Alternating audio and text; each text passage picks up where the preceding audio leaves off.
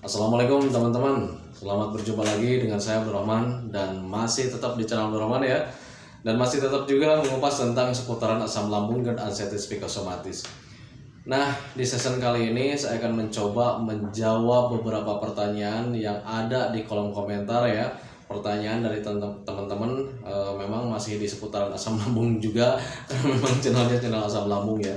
Nah itu teman-teman ya, semoga saja jawaban saya itu bisa menjadi ketenangan tersendiri buat teman-teman, kemudian bisa menjadi menambah pemahaman tersendiri buat teman-teman, karena untuk gangguan asam lambung dan anxiety psikosomatis butuh pemahaman biar kalian itu bisa menanganinya dengan tepat, tanpa obat, tanpa apapun gitu teman-teman, hanya pure menggunakan metode saja gitu teman-teman ya.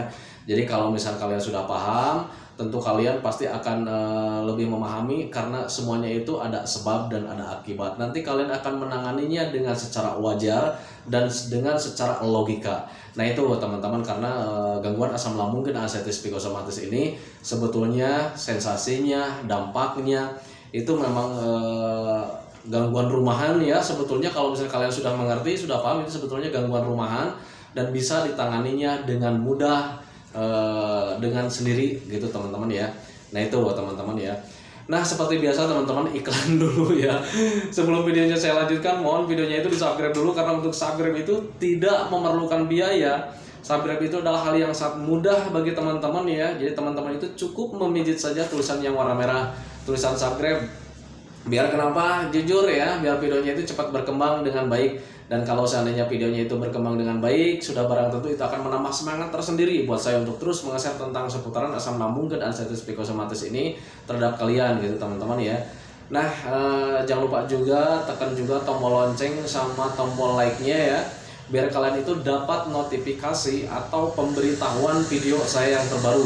Karena saya itu akan terus nge-share tentang seputaran asam lambung dan anxiety psikosomatis ini terhadap kalian, dengan tujuan semoga saja videonya itu menjadi wasilah atau jalan keluar bagi kalian yang sedang mengalami gangguan asam lambung dan anxiety psikosomatis hingga membaik, apalagi sampai sembuh total ya. Amin ya rabbal alamin. Minimal hanya memberikan motivasi saja buat kalian, atau lebih minimalnya lagi hanya sekedar menemani kalian yang sedang gundah gulana merasakan tidak nyamannya dari gangguan asam lambung dan anxiety psikosomatis. Nah itu teman-teman ya.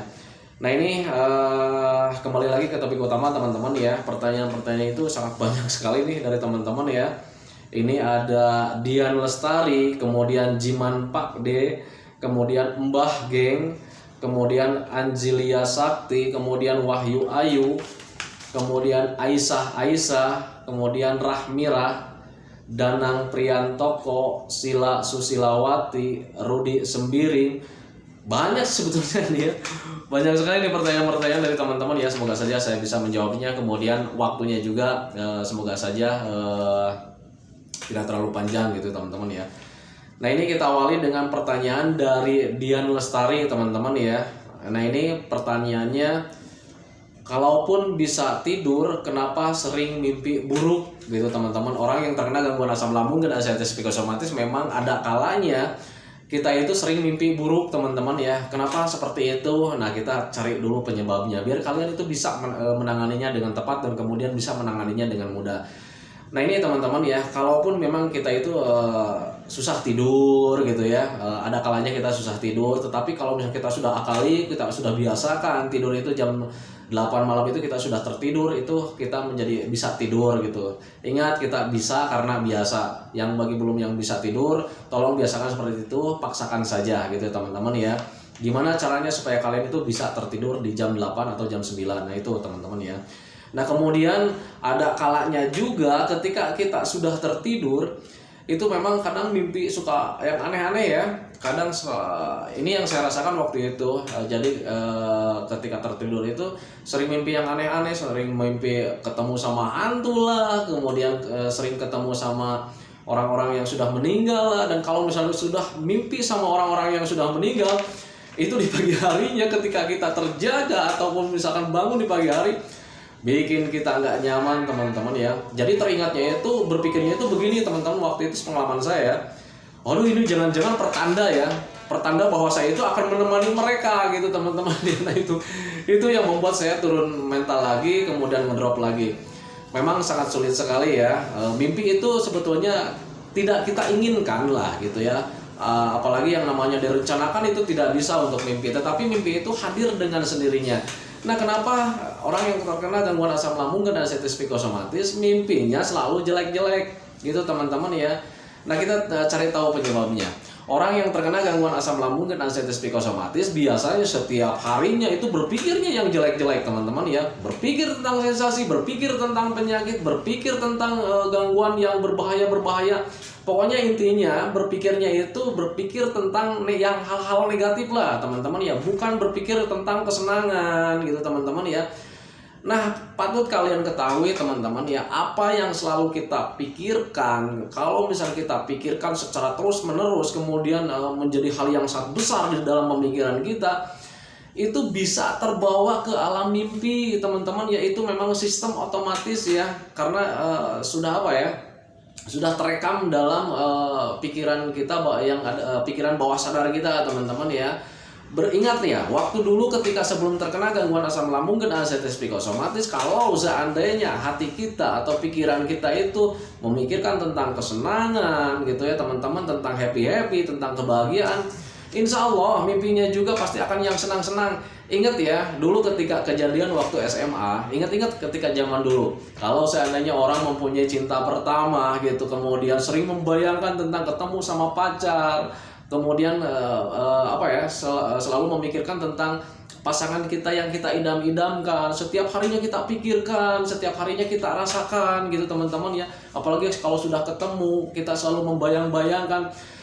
Nah, justru dalam ketika kita tertidur itu kita juga sering mimpi seperti itu ya. Nah, itu berbeda ketika kita memikirkan hal yang jelek-jelek, itu pasti mimpinya juga akan jelek-jelek. Nah, itu teman-teman ya. Jadi kalau misalkan kita yang terkena gangguan asam lambung dan anestesi psikosomatis, kalau misalkan sering mimpi yang buruk-buruk, itu hal yang sangat wajar. Kenapa seperti itu? Karena pikiran kalian setiap harinya itu selalu berpikir tentang yang buruk-buruk teman-teman ya. Nah itu jadi stres kita itu terbawa ke dalam mimpi. Nah itu teman-teman, jadi untuk Dian Lestari, kalaupun bisa tidur, kenapa sering mimpi buruk? Itu jawabannya. Karena itu juga pengalaman saya waktu dulu gitu teman-teman ya. Jadi setiap hari selalu mengalami hal seperti itu teman-teman, setiap malamnya itu ya.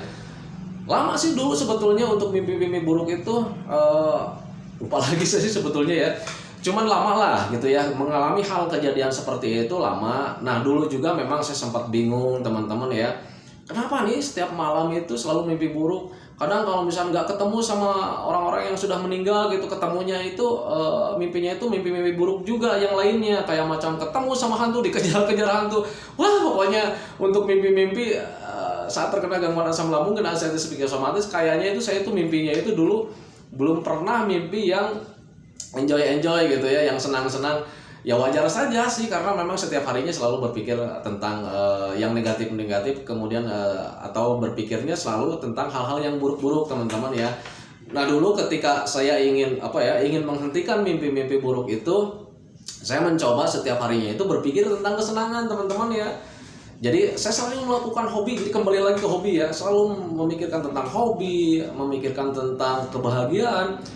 Dan alhamdulillah ya, ketika stresnya hilang, pemikiran saya yang terlalu besar tentang hal-hal yang negatif itu sudah mulai terkikis, akhirnya mimpinya juga berubah teman-teman ya. Kadang mimpi senang gitu, kadang besoknya tidak bermimpi gitu. 4 hari saya nggak bermimpi, tidurnya nyenyak. Kadang ada di 1 hari mimpinya itu yang bahagia. Nah itu ya, karena apa? Karena setiap hari saya latih pikirannya itu pikiran-pikiran yang berbahagia teman-teman ya. Karena saya selalu anjurkan kan ya, makanya lakukan hobi yang menyenangkan, lakukan hobi yang menyenangkan. Itu melakukan hobi yang menyenangkan itu dampaknya sangat besar sekali, kemana-mana pasti gitu ya, aliran darah lancar, kemudian stresnya bisa hilang, kemudian sampai mimpi juga itu bisa teralihkan teman-teman. Karena mimpi itu apa yang kita pikirkan, apa yang selalu kita pikirkan dengan keras, maka akan terbawa ke alam mimpi. Itu teman-teman, karena apa? Karena apa yang selalu kita pikirkan itu sudah terekam di pikiran bawah sadar kita. Nah itu teman-teman ya, semoga saja jawabannya menjadi pencerahan buat Dian Lestari dan teman-teman yang mengalami juga gitu teman-teman ya. Nah kita next ke pertanyaan selanjutnya teman-teman ya. Ini dari pertanyaan dari Jiman Pak D. BAB sudah lancar, tapi badan masih lemas katanya gitu. Nah itu ya, untuk badan lemas sebetulnya udah saya share ya di video-video saya yang sebelumnya, itu banyak sekali gitu teman-teman ya, untuk masih lemas. Nah kalau misalnya kalian mau menangani lemasnya, kita kenali dulu penyebabnya apa sih gitu ya teman-teman ya. Lemas itu biasanya kalau seandainya kebutuhan gizi, kebutuhan nutrisi, mineral, pokoknya kebutuhan hal-hal yang kebaikan untuk tubuh kita itu belum terpenuhi, itu lemesnya. Wajar kan ya, berpikirnya secara logika gitu. Jadi kalau misalnya energinya penuh ya sudah pasti kita nggak akan lemes lagi gitu teman-teman ya. Nah sekarang gimana caranya supaya lemesnya itu hilang? Logikanya lemas karena kekurangan gizi, karena kekurangan energi, ya makan. Nah itu teman-teman, logikanya kan seperti itu. Itu yang pertama. Yang keduanya, kalau misalkan lemasnya itu bisa disebabkan karena psikosomatis ya, banyak pikiran, atau apalagi sama yang namanya sering mengalami cemas. Karena patut kalian ketahui, rasa cemas kemudian banyak pikiran juga itu bisa menguras energi dengan cepat. Begini aja lah, sekarang kita hindari dulu ya pemahaman tentang gangguan asam lambung dan anxieties psikosomatis. Coba ingat-ingat, sebelum terkena gangguan asam lambung dan anxieties psikosomatis juga, kalau seandainya orang yang banyak pikiran, itu badannya suka kurus ya. Nah itu, tengok orang yang tidak terkena gangguan asam lambung, ketika banyak pikiran gitu, badannya kurus. Kadang kalau misalkan ibu-ibu nih ya, kalau misalkan kumpul-kumpul di warung, suka cerita kan ya, gitu ya, jadi suka ngomongin orang lain gitu ya. Si ibu itu kasihannya sekarang kurus, oh iya banyak pikiran kayak gitu. Nah itu ya, itu salah satu patokan buat kalian bahwa kalau seandainya kita kurus, kita lemas juga, itu bisa disebabkan karena rasa cemas, karena banyak pikiran teman-teman ya. Karena rasa cemas dan banyak pikiran itu bisa menguras energi kita dengan cepat. Alhasil kebutuhan energi untuk tubuh kita itu ya tidak terpenuhi. Nah itu teman-teman, wajar kalau misalkan kalau seandainya kalian mengalami lemas kalau banyak pikiran. Nah, tetapi kalau orang yang terkena gangguan asam lambung dan anxieties psikosomatis biasanya suka ngeyel. Kalau diomongin banyak pikiran lu. Tapi suka ngeyel, pikiran apa sih? Saya nggak terlalu banyak pikiran. Ingat-ingat, setiap hari kalian suka memikirkan tentang penyakit tidak? Atau setiap hari kalian selalu memikirkan tentang sensasi nggak? Atau setiap hari itu kalian selalu berangan-angan tidak? Ketika nyaman-nyamannya nih mau melakukan apa-apa, kadang lagi duduk diam juga, padahal itu sensasi tidak ada, lagi nyaman-nyamannya, kalian selalu teringat. Aduh jangan-jangan nanti sensasi datang lagi nggak ya? Nah itu menjadi sesuatu pemikiran yang harus kalian hentikan ya, harus kalian hindari. Nah itu teman-teman, jadi wajar saja kalau seandainya orang yang terkena gangguan asam lambung dan anxieties psikosomatis selalu merasa lemas karena banyak sekali penyebabnya. Nah kalau kalian sudah tahu penyebabnya, ya kalian tanpa saya kasih tahu juga, itu kalian bisa menanganinya. Oh kekurangan gizi, kekurangan energi, ya makan gitu. Oh banyak pikiran, ya stop berpikirnya. Oh masih cemas, ya stop cemasnya. Nah seperti itu. Tetapi Pak sekarang itu saya udah stop nih berpikir tentang sensasi, berpikir apa-apapun sekarang sudah stop gitu ya. Sekarang udah belajar masa bodoh gitu. Apapun yang terjadi saya belajar masa bodoh. Kemudian makannya sudah banyak, tetapi kok masih lemas juga. Wajar, mungkin gitu ya, pencernaan kaliannya sedang tidak beres gitu teman-teman ya.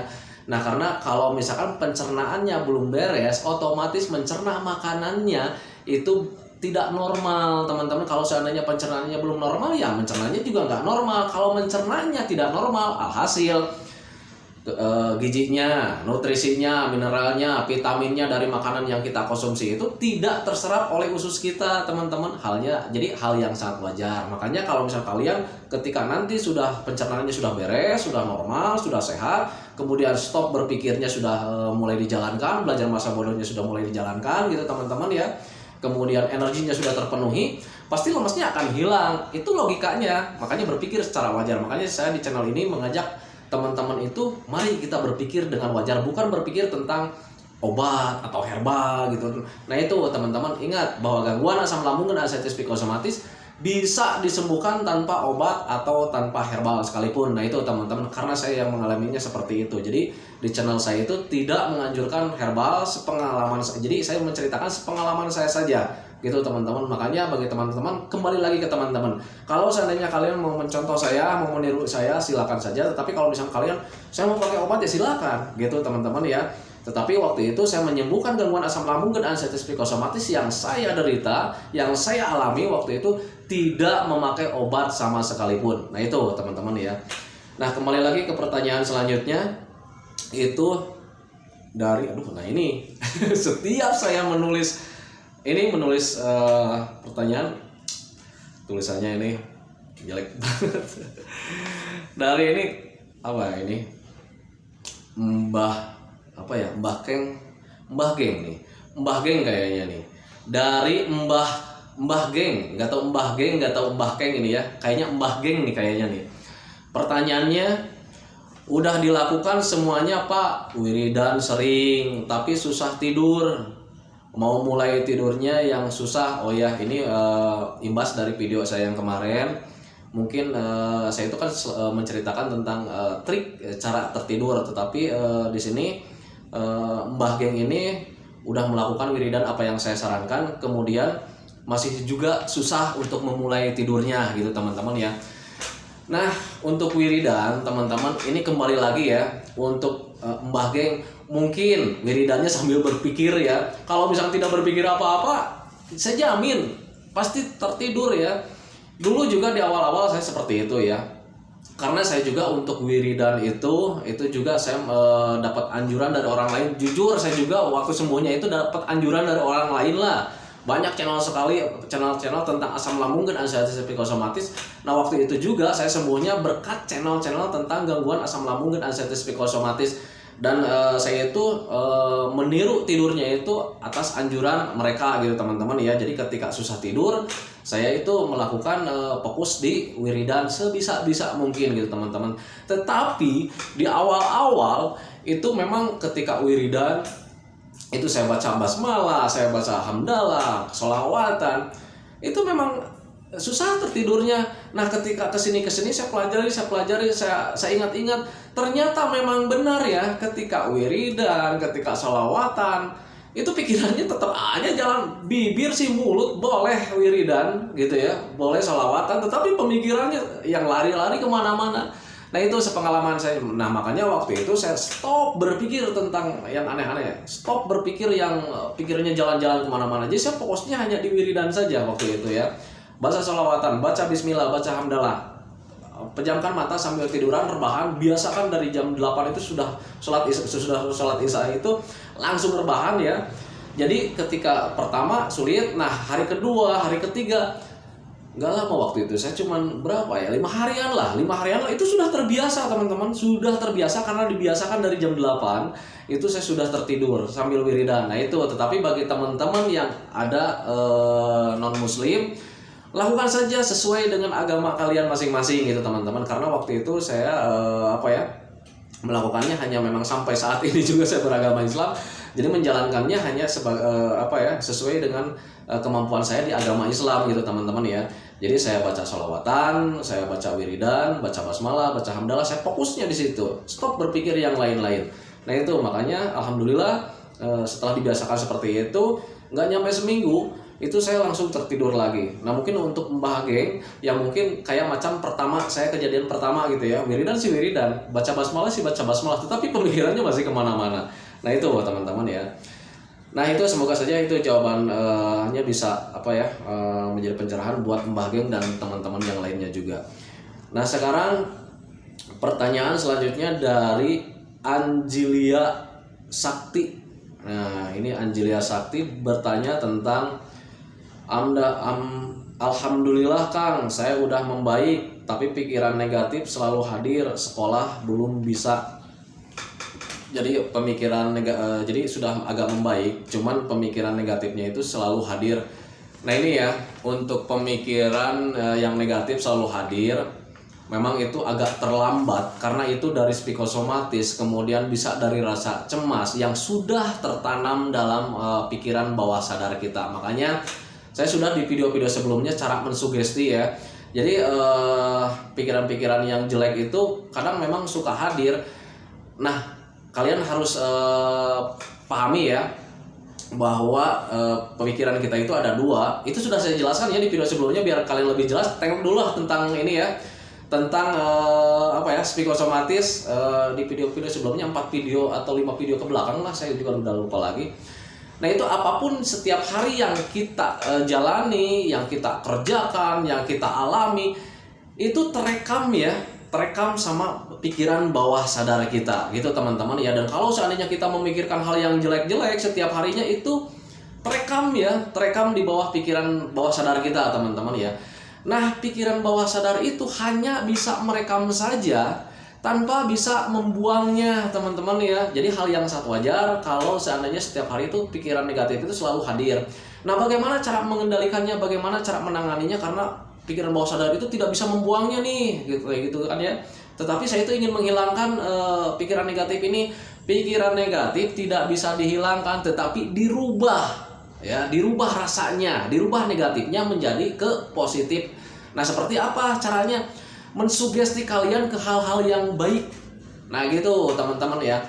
Contoh lah gini lah, anak kecil kalau misalkan disunat ya atau dihitan, itu mereka selalu takut ya, karena dapat informasi dari orang lain katanya dihitan itu sakit katanya gitu, sehingga anak kecil itu tidak mau dihitan karena selalu membayangkan yang sakit. Nah itu tertanam dalam pikiran dianya ya, tertanam dalam pikiran bawah sadarnya bahwa dihitan itu pasti mengalami sakit rasanya gitu. Nah kemudian si orang tuanya memberikan sugesti-sugesti yang baik-baik, nggak apa-apa, nggak sakit katanya gitu ya, itu rasanya cuma dicubit. Nah setiap hari dikasih informasi seperti itu, akhirnya sang anak itu bisa menerimanya, akhirnya dia mau. Nah itu teman-teman, dan ketika mengalaminya, oh ternyata memang seperti ini gitu teman-teman ya.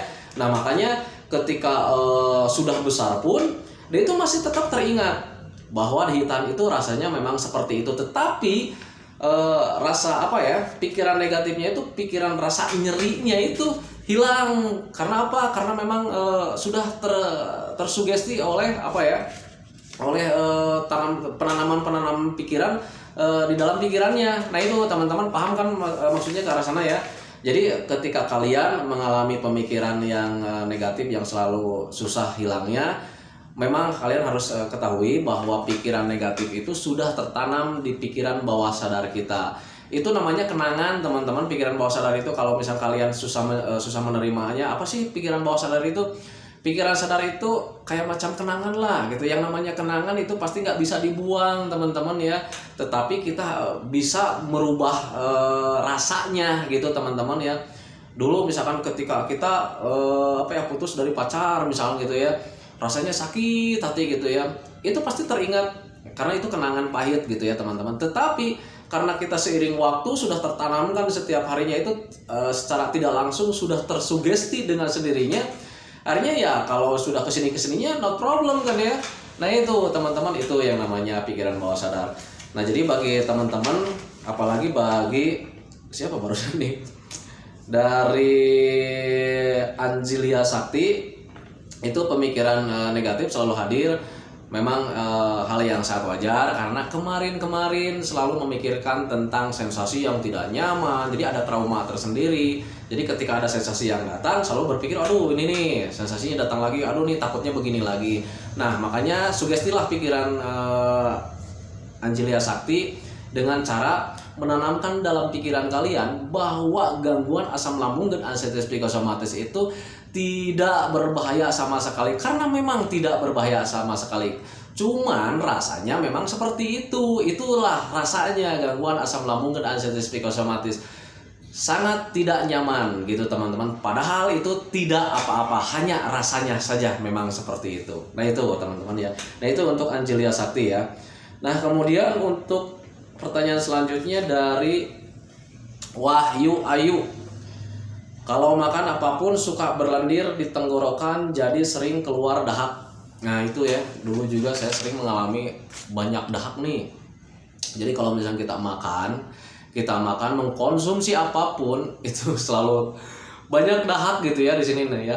Dan itu membuat saya bingung waktu itu. Ini gimana nih banyak dahak nih. Waduh jangan-jangan ini saya radang tenggorokan, jangan-jangan ini kanker tenggorokan itu. Wah berpikirnya yang macam-macam gitu teman-teman ya. Nah, tetapi ketika saya mengetahui, oh ternyata banyak dahak itu memang sistem tubuh kita wajar, itu otomatis bentuk pertahanan tubuh kita kalau seandainya ada iritasi atau ada radang tenggorokan gitu teman-teman. Jadi dahak itu bentuk pertahanan tubuh, jadi untuk melindungi kalau seandainya ada iritasi. Nah, itu sebetulnya sistem otomatis tubuh kita teman-teman, gak usah dikhawatirkan. Nah, sekarang kendalanya kenapa sih selalu banyak dahak gitu? Emang mengganggu juga sih gitu. Nah, cara mengendalikannya seperti apa? Sering minum saja. Nah, itu teman-teman. Jadi kalau misalnya sering minum, alhamdulillah nanti akan agak lancar juga dahaknya, tidak terlalu kental lah.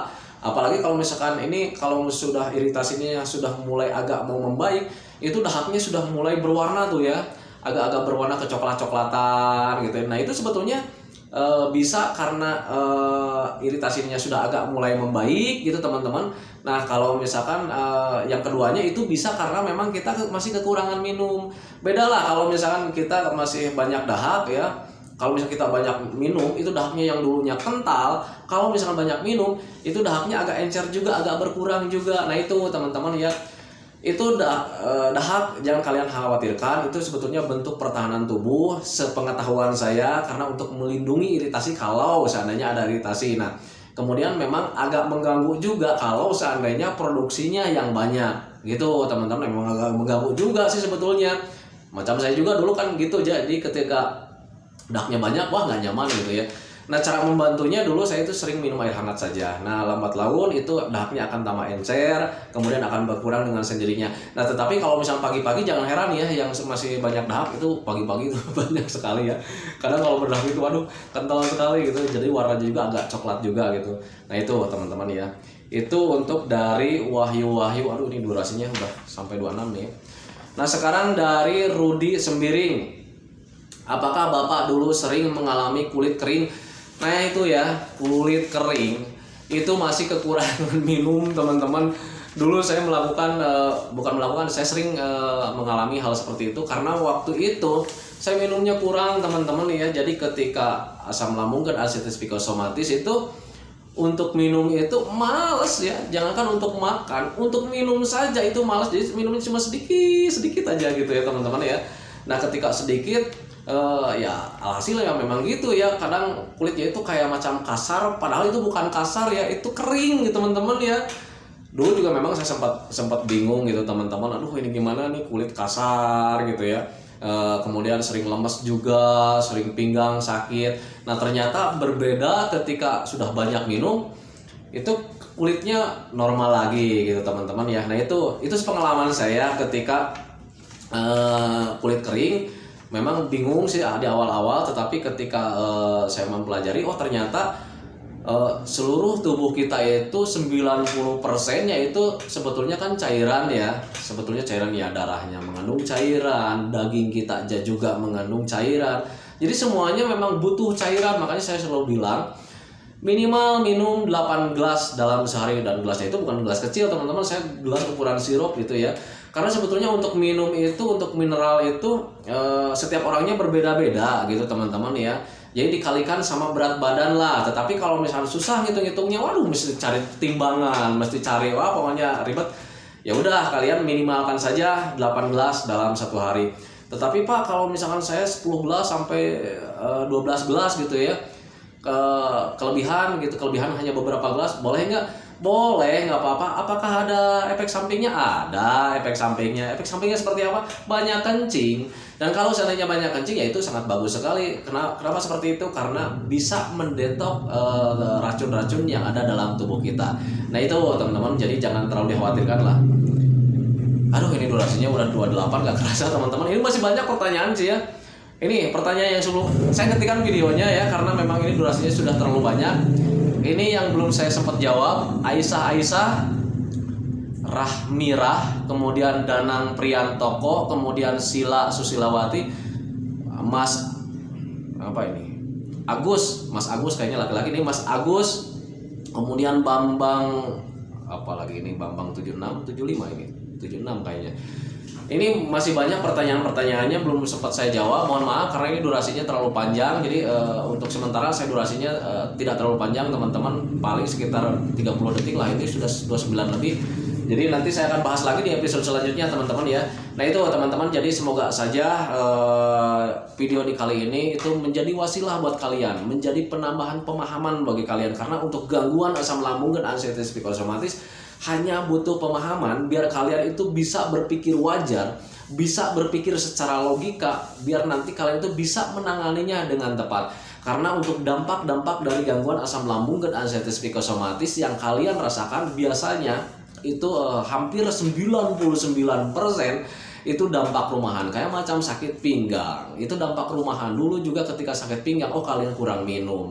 Tetapi ketika terkena gangguan asam lambung dan anxiety psikosomatis, berpikirnya tidak wajar. Ini sakit pinggang, jangan-jangan ini bagian belakang. Oh ini jangan-jangan dari apa ya? Ada penyakit dalam yang lainnya gitu ya. Kemudian dada sebelah kanan sakit, waduh ini jangan-jangan jantung, padahal jantung adanya di sebelah kiri. Nah itu teman-teman, makanya di channel ini saya mengajak teman-teman itu berpikir wajar, berpikir secara logika biar kalian itu bisa menanganinya dengan tepat.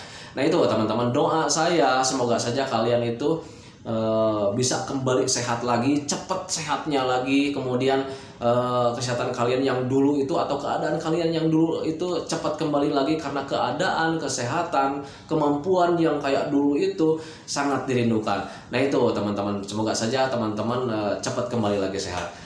Saya hentikan videonya, selamat berjumpa lagi di episode selanjutnya. Masih tetap di channel Abdurrahman dan masih tetap tentang seputaran asam lambung dan anxiety psikosomatis. Assalamualaikum warahmatullahi wabarakatuh.